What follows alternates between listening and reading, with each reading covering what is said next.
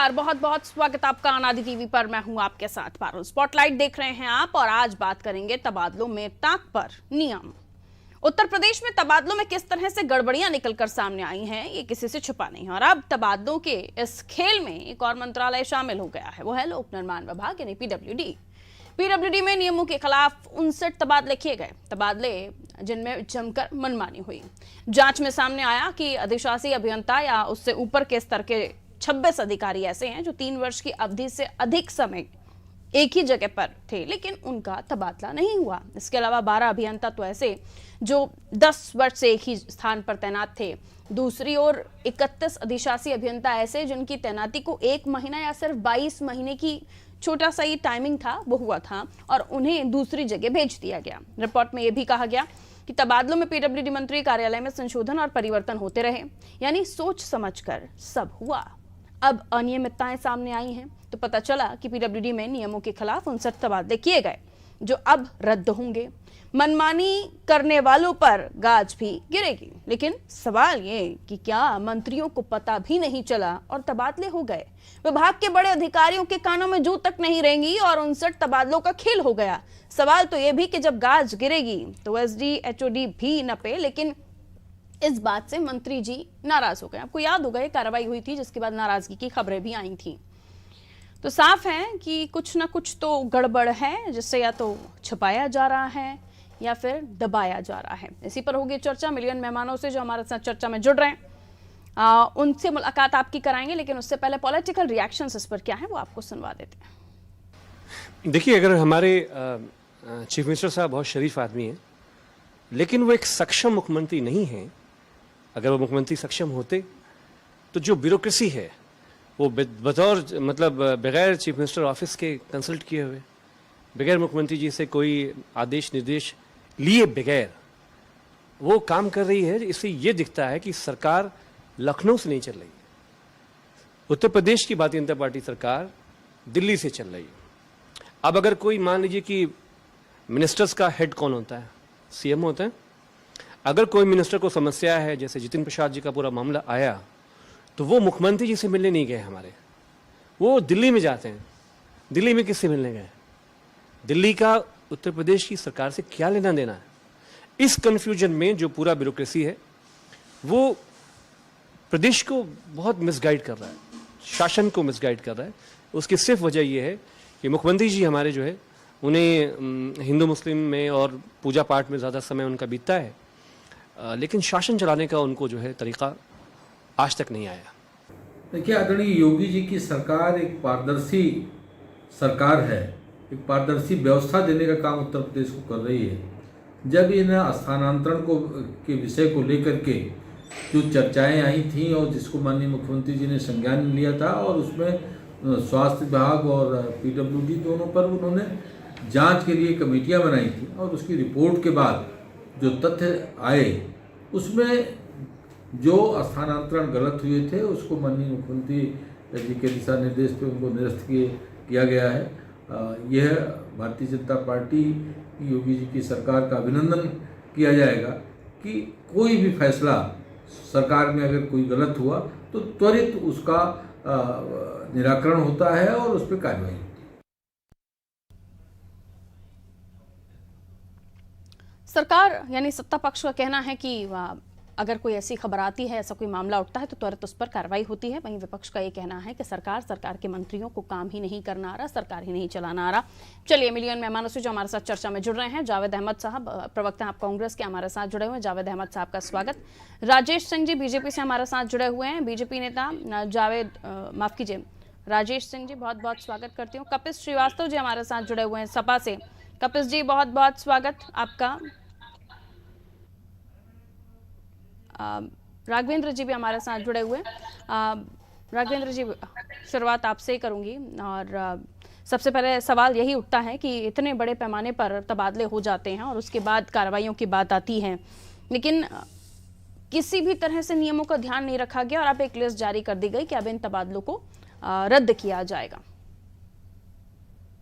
देखिए, उत्तर प्रदेश में ये जो ट्रांसफर हुआ है, जो तबादले हुए हैं, अगर इसमें मंत्री का दबाव नहीं और किसी तरह से या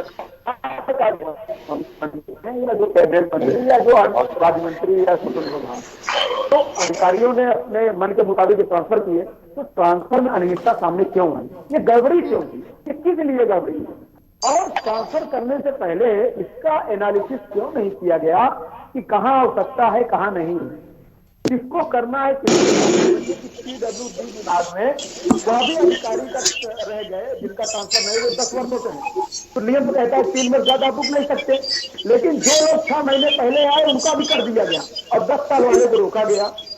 आपके पास मंत्री का दबाव आपके ऊपर नहीं है, तो आपने ऐसा क्यों किया? इसके पीछे से वेद मंशा दिखता है कि अधिकारियों ने यहाँ मनमानी की है।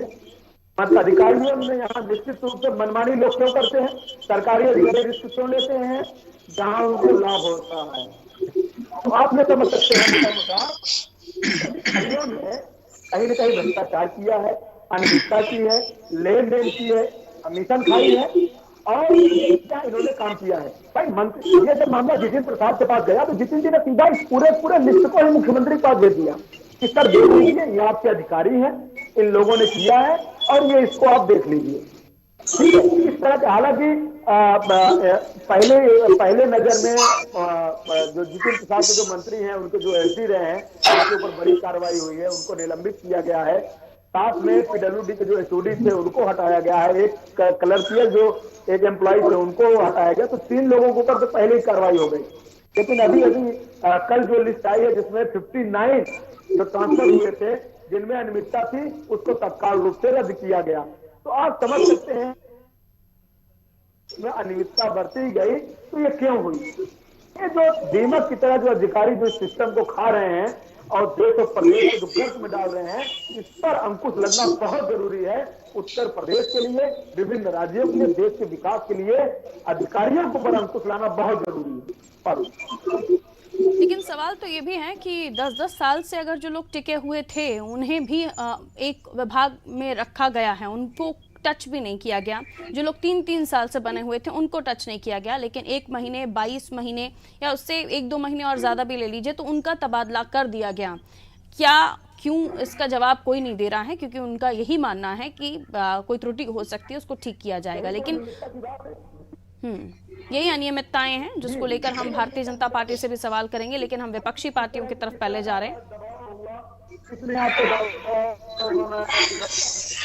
आ रही हूँ रघुवेंद्र जी, आ रही हूँ अभी आपके पास। पहले मैं कपिल जी के पास जाऊंगी, उसके बाद जावेद अहमद साहब के पास, फिर तमाम आरोपों के साथ हम भारतीय जनता पार्टी से जवाब ले लेंगे। कपिल जी कहिए, क्या कहना है? देखिए पारुल जी, बहुत स्पष्ट सी बात है कि भ्रष्टाचार पे जीरो टॉलरेंस की बात करने वाली पार्टी है और माननीय योगी जी 24 आवर पता नहीं कौन काम और प्रशासन देते।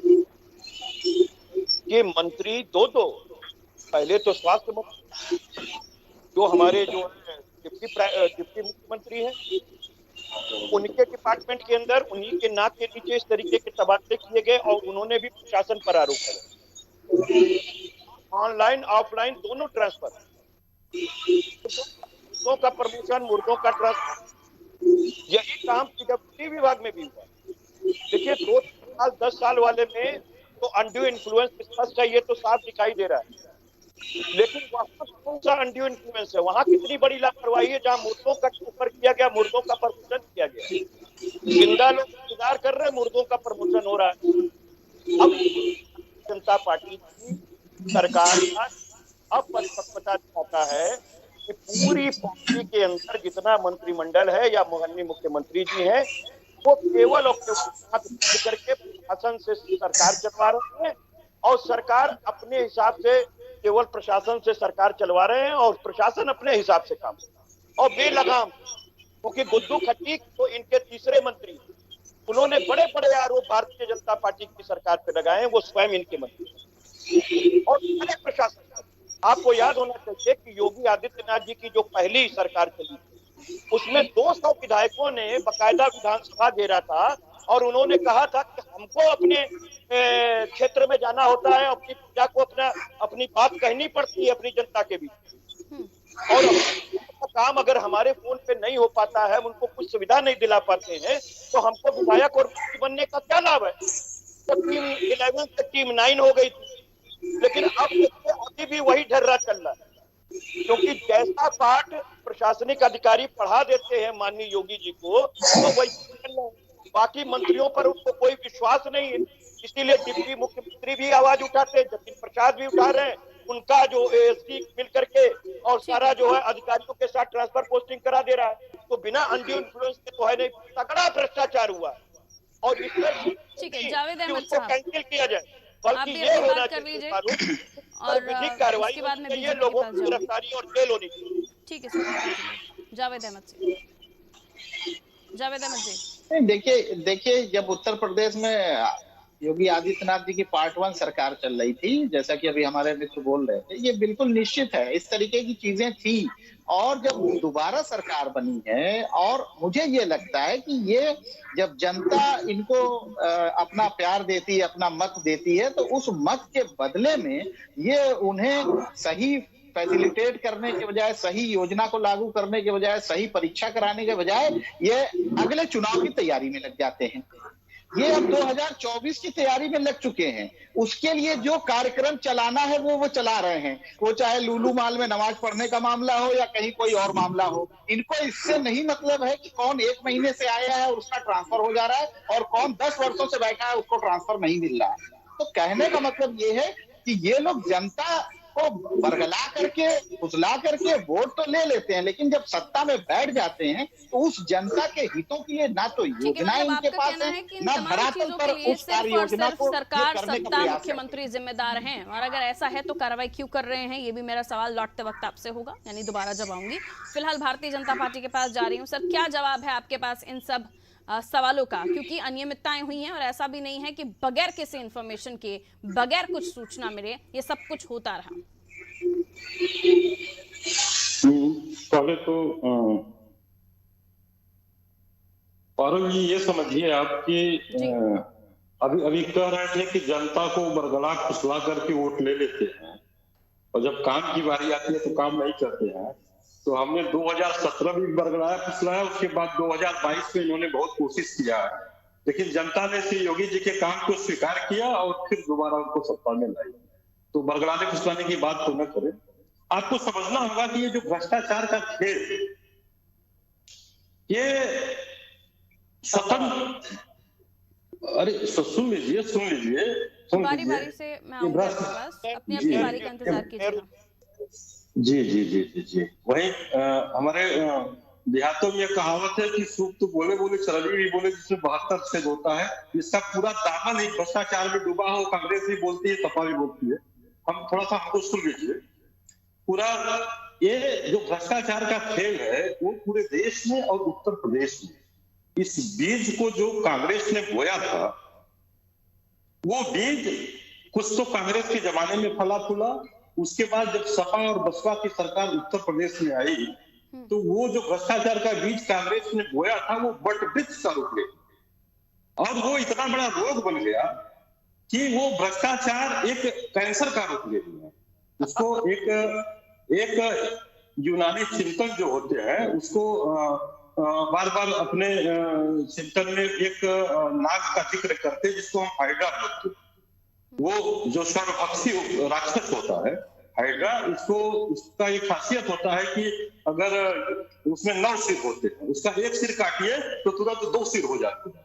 तो ये कांग्रेस और सपा के जमाने में भ्रष्टाचार इतना बड़ा विकराल रूप ले लिया था कि अब जब उत्तर प्रदेश की योगी सरकार भ्रष्टाचार के खिलाफ जीरो टॉलरेंस की नीति पर चल रही है कि लोगों को दर्द होगा। यानी आपका जो फर्स्ट फेज था, यानी पहला कार्यकाल योगी जी का, सर, उसमें भी आप मानते हैं कि सब चल रहा था, तभी तो अभी तक चल रहा है ना?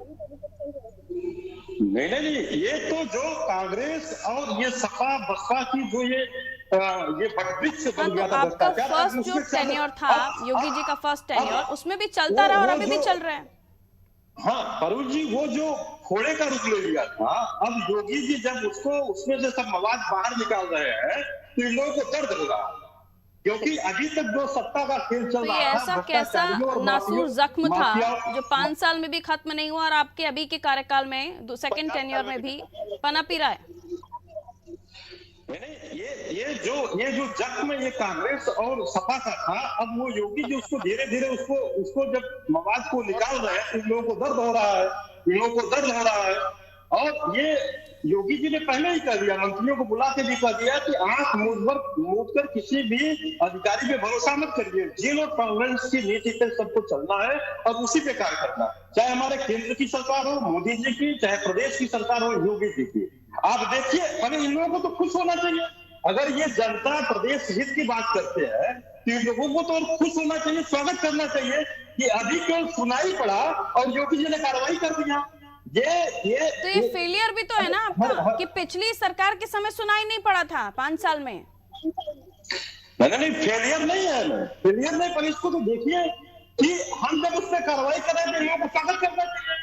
नहीं तो 5 साल में ये पनप रहे थे ना। हम तो कोई गायत्री प्रजापति की तरह संरक्षक को नहीं दे रहे हैं ना किसी मंत्री को या किसी अधिकारी को संरक्षक को नहीं दे रहे हैं। फर्स्ट फेज जो था सर, फर्स्ट टेन्योर, उसमें आप लोग पकड़ नहीं पाए।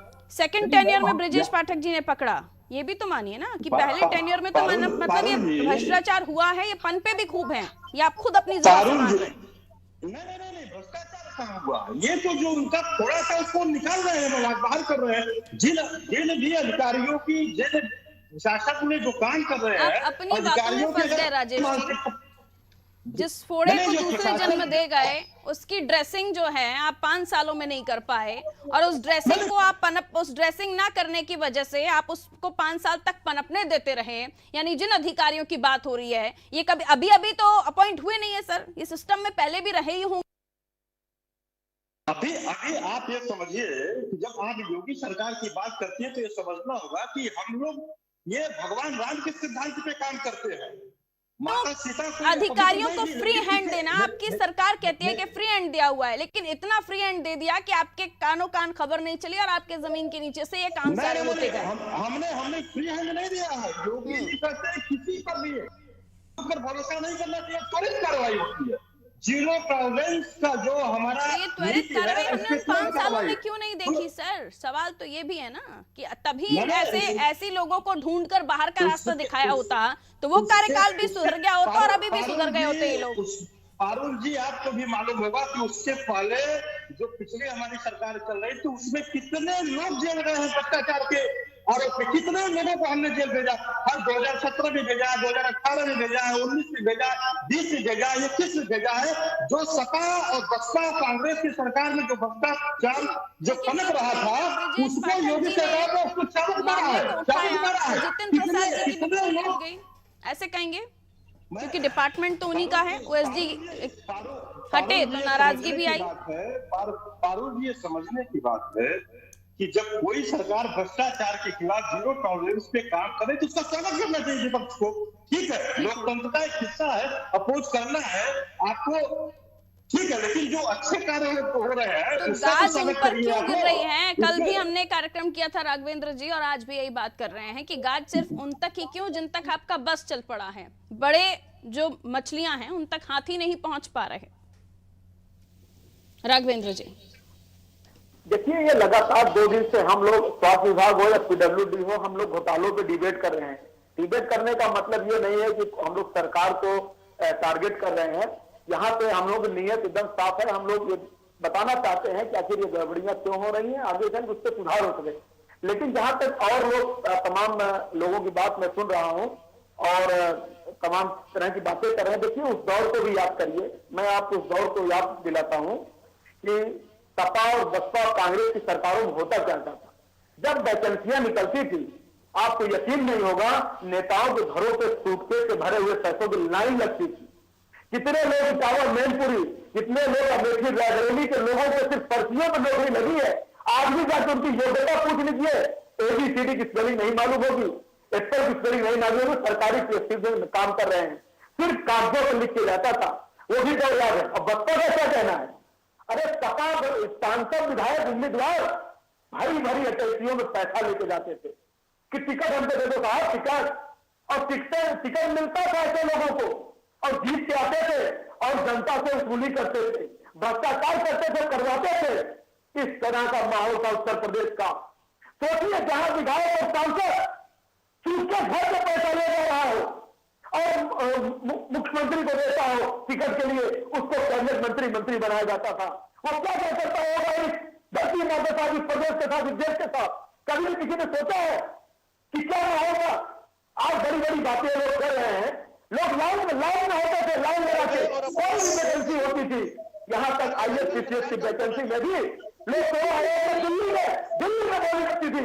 आप लोग सुनिए, पहले इस चीज को स्वीकार करिए कि किस तरह से पुलिस विभाग हो, स्वास्थ्य विभाग हो, नर्स का मामला हो, किसी विभाग में हो, जिसको लिख के बड़े लोग दे देते थे, जो घराने लिख देते थे, उनकी नौकरी पक्की हो जाती थी। ये भी माहौल इस प्रदेश से देखा है।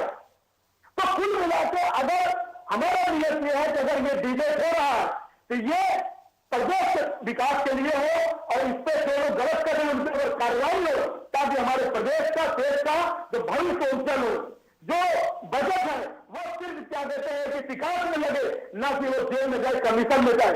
और जो लोग सत्ता में रहे हैं वो भी अपने को देखे और आज की सरकार को देखे, और आज के काम को देखे और पारदर्शिता को भी देखे कि किस तरह का यहाँ काम हो रहा है। खुद नेता लोग सवाल उठा रहे हैं, अधिकारियों को स्थानांतरित किया, उनको निलंबित किया जा रहा है, कार्रवाई हो रही, जांच बैठ रही है। अभी जो ACS है PMO की जांच उनके ऊपर हो रही है, PMO ने उनके ऊपर जांच ऑर्डर किया है। तो मेरा कहना यह है कि लोग अपने सरकारों को भी याद करें, अपने समय को भी याद करें, और यहाँ भी देखें कि क्या यहाँ पे माहौल है। हाँ, मेरा एक जो इस डिबेट को लाने का जो लक्ष्य था कि बस विकास हो, विकास में किसी तरह की कोई गड़बड़ी ना हो। जी पारुल। बिल्कुल, और उसके लिए अगर रुकावट OSD, HOD या उससे भी बड़े कद के अगर अधिकारी बैठकर कर रहे हैं तो उनको भी बाहर का रास्ता दिखाइए। कपिल जी कहिए। देखिए, सबसे पहली चीज तो ये हमने अपने मित्र को कहने से पहले ही कह दिया कि हर काम के लिए नेहरू जी दोषी। तो सरकार आप क्यों और दीजिए, सरकार चला। सर, आपके यहाँ किसी के टेलीविजन टीवी ऑन है? प्लीज आपके घर पर शायद आप जहाँ से भी जुड़े हुए हैं वहाँ पर टीवी ऑन है, टीवी स्विच ऑफ कराइए या तो उसका वॉल्यूम डाउन कराइए। हाँ जी। हमारे सामने कोई टीवी नहीं है, हमारे सामने कोई और इलेक्ट्रॉनिक सामान नहीं, किसी और की टीवी पे बात आ रही है। ये किसी और कोई और अपने यहाँ टीवी देख रहा है जिसकी आवाज इतनी तेज। ठीक है सर, जो भी देख रहा है उससे कहीं अपनी आवाज कम करें। हमें डिस्टर्बेंस हो रही है, टीवी कम कीजिए जिसकी चल रही है। राजेश जी, आपके यहाँ टीवी ऑन है शायद, प्लीज एक बार दिखा दीजिए। नहीं, मेरे यहाँ कोई टीवी ही नहीं है, हमारे यहाँ टीवी नहीं। ठीक है, चलिए कपिल जी कहिए। अभी भी देखिए आवाज आ रही है। सर, आपकी ऑडियो हमें, आप ऑडिबल हैं, आपकी ऑडियो हमें आ रही है सर, आप कहिए, अपनी बात रखिए। नहीं, हमारे कान में एकदम शोर हो रहा है, हल्ला चल रहा है, दो लोग जैसे बात कर रहे हैं। मैं ये कह रहा हूं, मैं लौटूंगी आपके पास, मैं चेक कर लेती हूँ जो भी इशू है, हम चेक करवा लेते हैं। तब तक हम कांग्रेस के पास चले जाते हैं। जावेद जी, क्यों ये तस्वीर हमारे सामने पहले कभी नहीं निकल के आई कि हमने देखा कि तबादलों के मामलों में बड़ी कार्रवाइयां कोई हो रही हूं? कहिए।